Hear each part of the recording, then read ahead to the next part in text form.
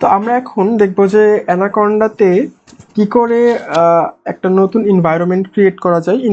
নতুন এনভায়রনমেন্ট কেন দরকার হয়? কারণ আমাদের বিভিন্ন জিনিস অ্যানাকন্ডাতে থাকে, সেগুলো যেন কনফ্লিক্ট না করে। সাপোজ আমরা টেনসরফ্লো ইনস্টল করে রেখেছি, পাইটর্চ ইনস্টল করে রেখেছি, এই জিনিসগুলো একই সাথে যেন কনফ্লিক্ট না করে কোনো কারণে, সেই জন্য আমরা আলাদা আলাদা এনভায়রনমেন্ট ক্রিয়েট করে রাখি, যেখানে টেনসরফ্লো এর জন্য টেনসরফ্লো এর জিনিসপত্র থাকবে, পাইটর্চের জন্য পাইটর্চের জিনিসপত্র থাকবে। আমরা যদি স্পিচ রিলেটেড কাজ করি তাহলে সেগুলো আলাদাভাবে থাকবে, একসাথে যেন গোজামিল না হয়ে যায়। সো আমাদেরকে প্রথমে এটার করার জন্য অ্যানাকন্ডা প্রম্পট লিখে উইন্ডোজে সার্চ দিতে হবে। এখানে অ্যানাকন্ডা প্রম্পট লিখে সার্চ দিলে চলে আসবে। এখন আমরা যদি এখানে কমান্ড লিখি কন্ডা ইনফো -envs মানে এনভায়রনমেন্টস, তাহলে এক্সিস্টিং এনভায়রনমেন্টস গুলো দেখিয়ে দিবে যে একটা বেজ এনভায়রনমেন্ট আছে, পাইটর্চ, স্পিচ, টেনসরফ্লো, টিএফ দিয়ে টেনসরফ্লো। সো এটা এখন আমরা নতুন এনভায়রনমেন্ট ক্রিয়েট করতে যাচ্ছি, তাহলে কন্ডা ক্রিয়েট নেম ক্রিপ্টোগ্রাফির জন্য এখন করবো CRYPTOGRAPHY ক্রিপ্টোগ্রাফি। সো এখন আমাদের ক্রিপ্টোগ্রাফির জন্য একটা নতুন এনভায়রনমেন্ট ক্রিয়েট হয়ে যাচ্ছে। এখানে ইয়েস, আমরা একটা কন্ডা এনভায়রনমেন্ট ক্রিয়েট করতে যাচ্ছি, এখানে ক্রিপ্টোগ্রাফি নামে। ওকে, এখন এখান থেকে কন্ডা অ্যাক্টিভেট ক্রিপ্টোগ্রাফি, এটা যদি আমরা করতে চাই এটা দিয়ে আমরা অ্যাক্টিভ করতে পারবো। অ্যান্ড ডিঅ্যাক্টিভ করার জন্য ডিঅ্যাক্টিভ কমান্ড। সো এখন আমরা কিন্তু বেস এনভায়রনমেন্টে আছি, এখানে দেখা যাচ্ছে বেস লেখা আছে, base C user. So conda activate cryptography. এখন আমরা কিন্তু ক্রিপ্টোগ্রাফির মধ্যে চলে গেলাম।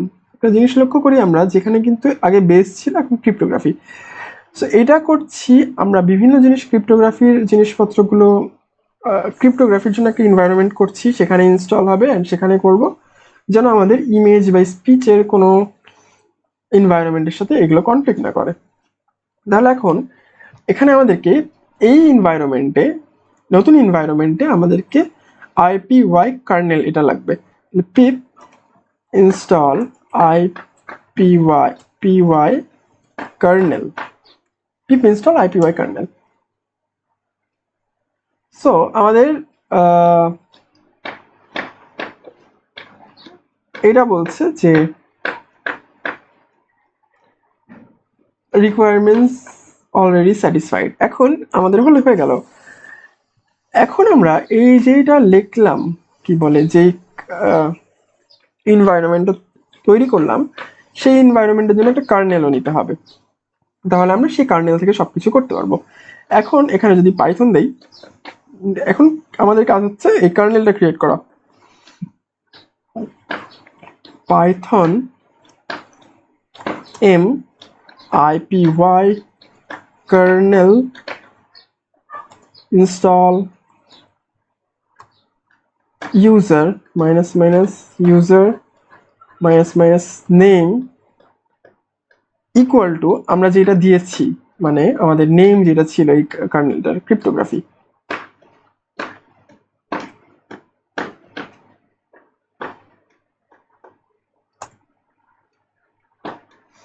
Installed kernel space cryptography in C, তাহলে এটা চলে আসলো। এখন আমরা চেক করব কি করে, এখান থেকে চেক করব। আমরা এখন এখানে একটা জিনিস লক্ষ্য করি যে আমাদের এখানে টেনসরফ্লো, টিএফ, পাইথন এতর কাজ করছে। এখন আমরা যদি একটু এখান থেকে লক্ষ্য করি, তাহলে select another kernel, Jupyter kernel, এই তো ক্রিপ্টোগ্রাফি। হ্যাঁ, ক্রিপ্টোগ্রাফি জিনিসপত্র আমি একটু ভালোভাবে দেখাতে চাই। সেটা হচ্ছে সাপোজ ক্রিপ্টোগ্রাফির এইটা ক্রিপ্টোগ্রাফি ল্যাব 1 আইপিওয়াই কার্নেল। এখন আমরা এটাকে রান করব, select another kernel, Jupyter kernel, cryptography, run all.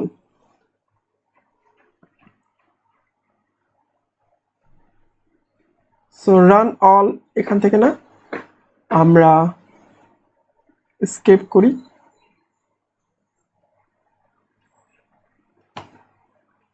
Escape to cancel. এখন আমরা যদি এইখান থেকে দেখি ইম্পোর্ট ওএস হয়ে গেল, এই জিনিসগুলো চলে আসলো অ্যান্ড আমরা তখন এই যে সব কিছুই কাজ করতে পারবো এটা নিয়ে।